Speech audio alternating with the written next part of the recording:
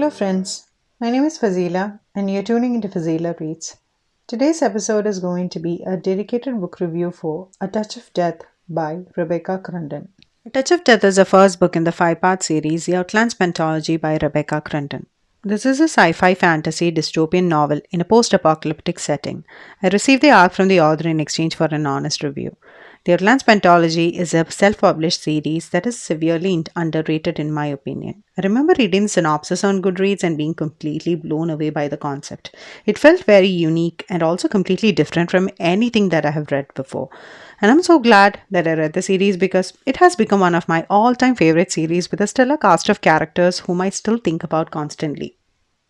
1,000 years into the future, after a catastrophic event has wiped out most of the human population, a war breaks out between humans and mutants. And King Franklin brings together remaining humans under one kingdom. The government is completely totalitarian. There is a corrupt ruling family. The upper class people are enjoying all kinds of luxury and privileges while the lower classes are left to die in the neighboring countries.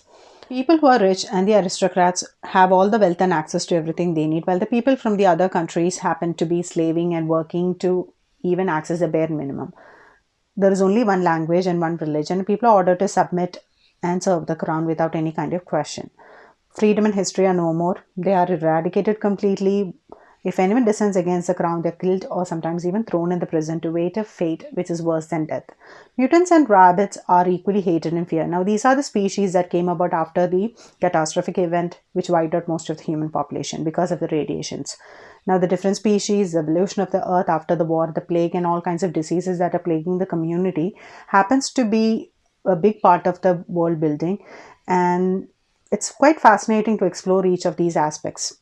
The story, the setting, the world building, and the characters were all quite great. Even though this is a character driven story, Rebecca has done a great job of creating a fascinating world with interesting themes and elements that will keep the readers committed to the story. There is also an overarching plot for the entire series, with each book handling a journey of different characters. So we get a different POVs with each book. I loved how the author created the dystopian world, which was in a lot of ways similar to our own society. The post-apocalyptic society had a lot of interesting themes and new technologies, political structure, and also social norms. There were all these diseases and epidemics that were taking the humans out. So they were struggling to keep the human population alive. And also, as humans, we feel the need to succeed at any cost, and the destruction this was causing on other life forms was completely disregarded. There were a lot of horrifying experiments that were done on mutants and descending citizens in order to find cure for diseases. Also, the authoritarian ruler basically forces the people of the community and the country to marry one another, have kids, regardless of the choices they would be making.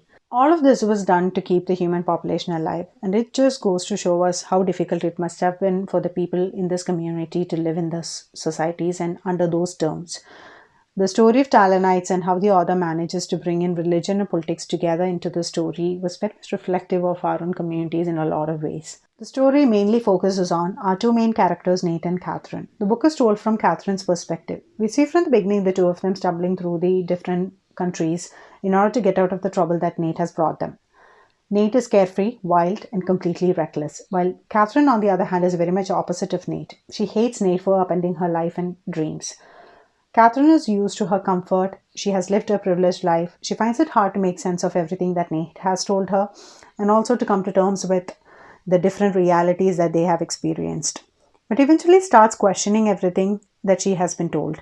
She sees the horrific regime for what it is towards the end of the book and also starts to question the cruelty that the crown has inflicted on not just the human beings but also the mutants. We see them struggling, fighting, and also somehow holding on to one another and helping one another despite the differences in their ideals. It's quite eerie how similar our societies are in terms of the dysfunctionality. The harm the human beings have done to other organisms and nature, all in the name of progress and development, regardless of what destruction we are causing, kind of reminded me very much of our own societies and the things that we do. The book also gives us glimpses into the dark times, the cruelty and unfairness of the rulers towards their own people. The way the characters, the story, and the world all come together effortlessly and seamlessly makes it so great. I loved how Rebecca has managed to bring the story forward with an interesting world and engaging reading experience. The stakes are high and keeps you hooked till you finish it. Overall, this was such a great book. I had a great time with it. Because I've already read the entire series, I can guarantee you that this series gets better with each book and you'll be hooked. Highly recommend checking it out if you enjoy character driven stories within a dystopian world. I gave the book 4.5 stars.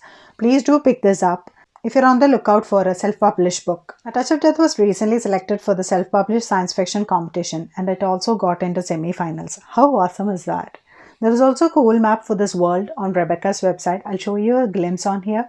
It was created by her friend Jenna Claire Ellis. If you want a more detailed look, I'll leave the link down below.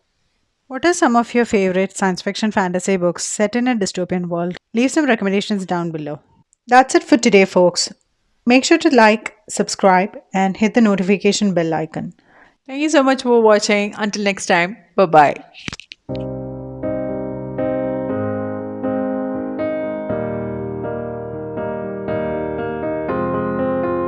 I will run, I will climb, I will soar. I'm undefeated. Oh, jumping out of my skin, pull the cord. Yeah, I believe it.